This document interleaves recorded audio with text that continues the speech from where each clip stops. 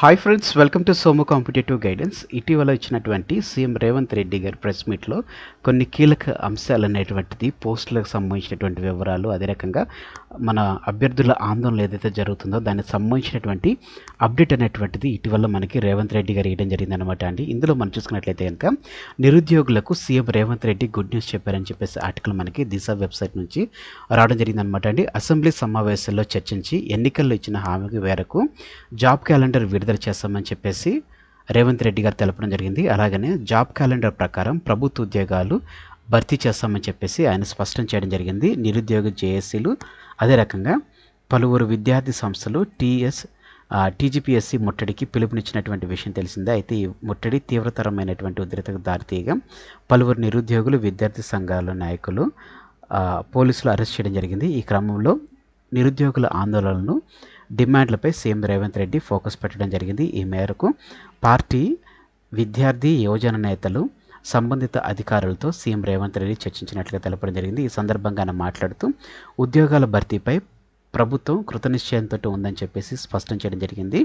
కొన్ని పార్టీలు స్వార్థపూరిత శక్తుల కుట్రలకు నిరుద్యోగులకు బలి కావద్దని చెప్పేసి ఈ సందర్భంగా నిరుద్యోగులకు రేవంత్ రెడ్డి సూచించడం జరిగింది. ఈ పరీక్షలు జరిగేటప్పుడు ఇష్టం వచ్చినట్లుగా నిబంధనలు మారిస్తే వచ్చే చట్టపరమైన సమస్యల గురించి పరిశీలిస్తున్నట్లుగా ఆయన తెలపడం జరిగింది. అయితే గ్రూప్ 2 డిఎస్సి పరీక్షల తేదీ మార్పుపై టీజీపీఎస్సీ విద్యాశాఖతో చర్చలు జరిపి నిర్ణయం తీసుకుంటామని చెప్పేసి ఆయన స్పష్టం చేయడం జరిగిందనమాట అండి.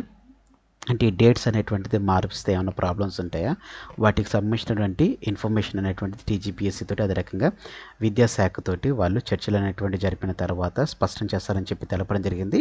ఉద్యోగాల భర్తీపై నిరుద్యోగులకు ఇచ్చినటువంటి మాటకు కట్టుబడి ఉంటామని చెప్పి తెలపడం జరిగింది అనమాట అండి. అయితే నెక్స్ట్ మనం చూసుకున్నట్లయితే కనుక సీఎంఓ నుంచి వచ్చినటువంటి మనం ఒకటి చూసుకున్నట్లయితే కనుక చీఫ్ మినిస్టర్ ఆఫీస్ నుంచి వచ్చినటువంటిది ఒకటి, పోస్టుల పెంపుతో న్యాయపరమైన చిక్కులు ఉంటాయని చెప్పి తెలపడం జరిగింది. గ్రూప్ 1 మెయిన్స్ సెలక్షన్స్కు 1:50 నిష్పత్తికి బదులుగా 1:100గా మారిస్తే న్యాయపరమైనటువంటి చిక్కులు తలెత్తి నోటిఫికేషన్ ఆగిపోయే ప్రమాదం ఉందని చెప్పేసి సీఎంఓ ప్రకటనలో తెలపడం జరిగిందనమాట అండి. అలాగే పరీక్ష ప్రక్రియ కొనసాగుతున్నందున గ్రూప్ 2, గ్రూప్ 3 పోస్టుల పెంపు అనేటువంటిది సాధ్యపడదని చెప్పేసి తెలపడం జరిగింది. ఒకవేళ గ్రూప్ 1 ఉద్యోగాలకు కొత్త నోటిఫికేషన్ ఇచ్చి పోస్టులు పెంచేటువంటి అవకాశం ఉన్న గ్రూప్ 2, గ్రూప్ 3కి అలాంటి సౌకర్యం లేదని చెప్పేసి సీఎంఓ అనేటువంటిది స్పష్టం చేయడం జరిగిందనమాట అండి.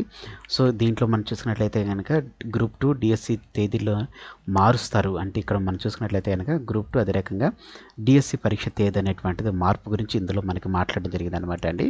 అది ఇక్కడ కూడా చూసుకున్నట్లయితే కనుక పోస్టులు పెంచడం అనేటువంటిది గ్రూప్ 2, గ్రూప్ 3లో సౌకర్యం లేదని చెప్పేసి, అంటే ఇందులో మనం చూసుకున్నట్లయితే కనుక గ్రూప్ 2, గ్రూప్ 3 డేట్స్ అనేటువంటిది, అంటే గ్రూప్ 2 డేట్ అనేటువంటిది మారుస్తున్నట్లుగా ఇందులో మనకి మెయిన్గా వచ్చినటువంటిది అనమాట అండి. ఎందుకంటే నిరుద్యోగులు ఏదైతే చేస్తున్నారో గ్రూప్ 3 డేట్ అనేటువంటిది యాజ్ ఇట్ ఈజ్గా ఉండాలని చెప్పి తెలపడం జరిగింది.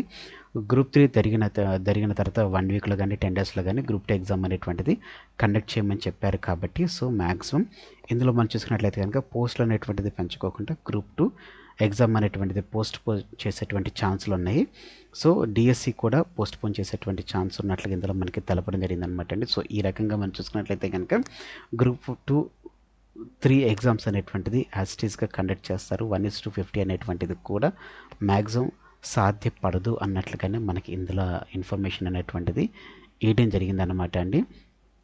సో మెయిన్ చూసుకున్నట్లయితే కనుక గ్రూప్ 2 డిఎస్సి పరీక్ష తేదీలపై మార్పుపై టీజీపీఎస్సీ విద్యాశాఖతో కలిపి నిర్ణయం తీసుకుంటామని చెప్పేసి రేవంత్ రెడ్డి గారు తెలపడం జరిగింది అనమాట. ఇది మనకి ఇప్పుడు వచ్చినటువంటి అప్డేట్లో కూడినటువంటి వివరాలు. దీంట్లో చూసుకున్నట్లయితే కనుక 1:100 కుదరదన్నట్లుగానే మనకి ఇందులో న్యాయపరమైనటువంటి సమస్యలు వెల్లువెత్తుతాయన్నారు. అదే రకంగా గ్రూప్ 1 పోస్టులు అనేటువంటి పోస్టులు పెంచే అవకాశం ఉన్నా కానీ గ్రూప్ 2, గ్రూప్ 3కి అటువంటి సౌకర్యం లేదన్నారు. సో గ్రూప్ 2 డేట్ అనేటువంటిది మ్యాక్సిమం చేంజ్ చేస్తారు. గ్రూప్ 2, గ్రూప్ 3 తర్వాత అభ్యర్థులు కోరుకున్నట్లుగానే గ్రూప్ 2 అనేటువంటిది కండక్ట్ చేస్తారు. కానీ మనకి ఏ విధమైనటువంటి ఇంకా ఇన్ఫర్మేషన్ అనేటువంటిది రాలేదండి. తదుపరి మనకి 1 or 2 డేస్లో మనకి దీనికి సంబంధించినటువంటి అప్డేట్ అనేటువంటిది రావచ్చు అనమాట అండి. సో ఫ్రెండ్స్, ఇదండి సీఎం రేవంత్ రెడ్డి గారు ఇచ్చినటువంటి ప్రకటనకు సంబంధించిన, అదే రకంగా సీఎం ఆఫీస్ నుంచి వచ్చినటువంటి ఇన్ఫర్మేషన్తో కొన్నటువంటి video. Thanks for watching the video. ఇందులో నోటి కంటెంట్, అదే రకంగా ఎక్స్ప్లెనేషన్ మీకు నచ్చినట్లయితే మీరు ఇంకా మన సోము కాంపిటేటివ్ గైడెన్స్ అనేటువంటి యూట్యూబ్ ఛానల్ మీరు సబ్స్క్రైబ్ చేసుకోకపోతే వెంటనే సబ్స్క్రైబ్ చేసుకోండి. పక్కన ఉన్నటువంటి బెల్ ఐకాన్ ట్యాప్ చేసుకుంటే